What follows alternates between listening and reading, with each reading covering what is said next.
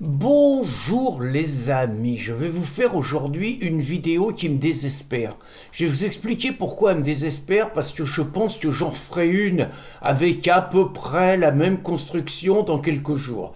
Tout simplement parce que cette vidéo fait suite à la mort d'un petit gamin de 14 ans, Elias, sur laquelle je reviendrai.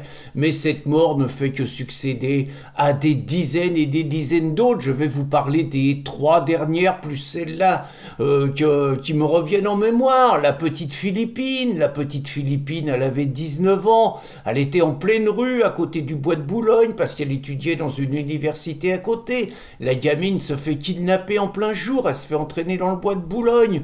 On devine qu'elle est violée, on devine qu'elle est assassinée. Elle ne donne pas signe de vie. La famille s'inquiète, la famille va à la police. On lui dit qu'on peut rien faire. La famille fait une battue. Vous voyez un peu le côté sordide. Il découvre le corps à moitié enterré. On sait que l'assassin était un multirécidiviste d'origine marocaine qui n'avait rien à faire en France, qui aurait déjà dû être expulsé, mais qui ne l'a pas été. Le mec réussit à quitter la France sans problème et se réfugie en Suisse. Il faut des mois et des mois pour qu'il soit à nouveau extradé en France. Comment ne pas penser aux petits... Alors sur Philippines, ce qui est intéressant, c'est que les préfets de la République, guillemets, interdisent tout rassemblement le match de Philippines, naturellement, parce que c'est les jeunes identitaires qui organisent ça. Vous avez même des gauchistes qui viennent conspuer un hommage à Philippines. Vous avez tout ça. Vous avez un principal à Bordeaux qui dépose plainte contre des mecs qui ont collé des affiches en mémoire de Philippines. Enfin, vous avez toute l'inversion, quoi. Et puis, quelques jours après Philippines, vous avez Kylian, un super gamin, 17 ans, bosseur dans le technique, champion de boxe par ailleurs, le gamin sain d'une famille française normale, quoi, voilà. Et puis, Kylian, pour la première fois, 17 ans, je crois qu'il vient d'avoir son bac. Son frangin l'emmène en boîte, il sort, tout passe bien. À la sortie, ils sortent, je sais pas, sur un parking, il y a une embrouille. Le gamin reçoit un coup de couteau mortel, coupable, un Algérien de 24 ans.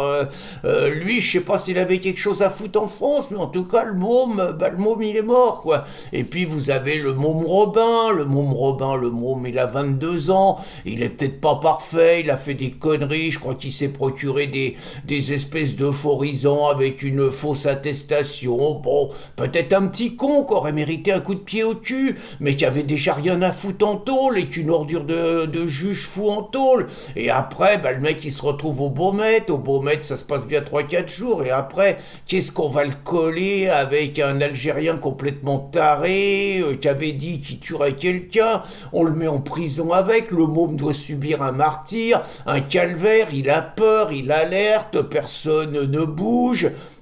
Et puis le môme se fait égorger dans des conditions atroces, il paraît qu'il est mutilé de partout, sa famille l'apprend bien plus tard. Enfin bon, c'est déjà un môme qui avait rien à foutre en prison, mais qu'en plus l'État français a envoyé à la mort, et c'est toujours les mêmes qui tuent. Et là vous avez le petit Elias, il a 14 ans, alors ça me bouleverse encore plus, parce que je vous l'ai peut-être déjà dit, moi j'ai un petit-fils de 14 ans qui joue au foot. Le môme c'était aussi un joueur de foot, à l'époque il était footeux. Il ressemble un peu à cet Elias, vous voyez, lui, mon petit-fils, c'est pareil, il est passé dans un endroit un peu dangereux pour prendre un raccourci, qui est l'idiot, mais bon, il y a une racaille avec un couteau qui veut lui prendre ses affaires, son portable et tout. Bon, il se trouve que mon petit-fils s'est battu, il a sauvé ses affaires, il s'est fait engueuler par ses parents parce qu'ils ont dit qu'il aurait dû donner le portable. Moi, j'ai dit que j'étais fier de lui.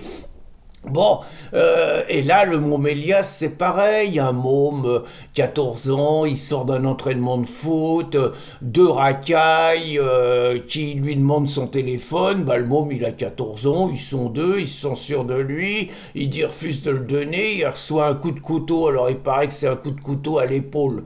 Moi, j'ai du mal à croire qu'un coup de couteau à l'épaule, ça soit mortel, et je suspecte quelques libertés avec l'information, et qu'on dit l'épaule pour pas dire que le môme a été égorgé, vous voyez.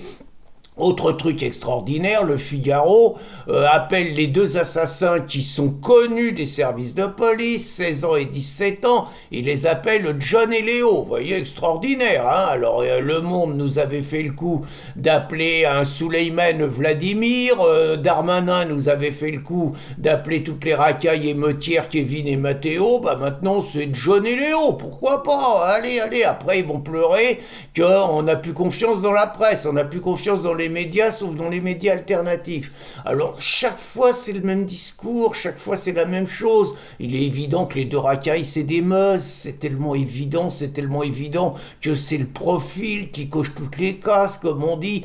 Et donc, chaque fois, on nous dit la même chose. Vous voyez, chaque fois, on nous dit que les gamins, c'était des personnes extraordinaires. Là, pour le mot Mélias, on parle de personnes lumineuses. C'était des jeunes bien élevés, des jeunes gentils, des jeunes qui faisaient la fierté de leurs parents, la fierté de leurs grands-parents, la fierté de leurs amis, et puis c'est des jeunes que les familles ont perdu à jamais, que la France a perdu à jamais, et c'est à chaque fois les mêmes choses, c'est l'impuissance de l'État, c'est la complicité des salopards de gauchistes qui continuent à favoriser l'invasion migratoire, qui nous met forcément en danger par le nombre, forcément, et c'est, à chaque fois, on fait une marche blanche, on interdit les manifestations, on interdit la sordide récupération, paraît-il, hein, et puis on nous raconte que aux États-Unis, les Américains ils sont dirigés par un fou, par un fasciste, par un raciste, et que nous, on a la chance d'être en démocratie. Sans doute, mais je peux pas m'empêcher de me dire que si c'est Trump qui était à la tête de la France, je peux pas m'empêcher de me dire que Philippines, Kylian, Robin et Elias seraient encore en vie, et plein d'autres qui ont été victimes des assassins, la plupart du temps musulmans, avec des couteaux, qui ont égorgé, massacré nos gosses, massacré des adultes, sans leur laisser la moindre chance, et avec la complicité impuissante de l'État, et les gauchos qui ont le sang sur les mains de nos enfants, comme le disait Philippe de Villiers. Faudra toujours le rappeler, les gauchos et les politiciens qui laissent ça ont le sang sur les mains de nos enfants. Donc en attendant, ce que je vous dis, c'est désespérant, parce que je sais que je vous referai une vidéo dans quelques jours, parce qu'hélas, Elias n'est pas le dernier, et que nous aurons toujours les tocards de maire écolo de Paris, là, qui est concerné, qui nous feront les gémissements, qui relativiseront le truc, qui vous diront que tout ça c'est un pourcentage limité, qui noieront le poisson, pendant que nos gosses tous les jours sont de plus en plus en danger de mort. J'en ai marre des connards qui continue à voter pour les gens qu'on voit nos gosses à la mort. J'en ai marre que nos gosses meurent. Allez, bonne journée à tous, et puis vivement qu'on ait un Trump à la tête de la France. Bonne journée à tous.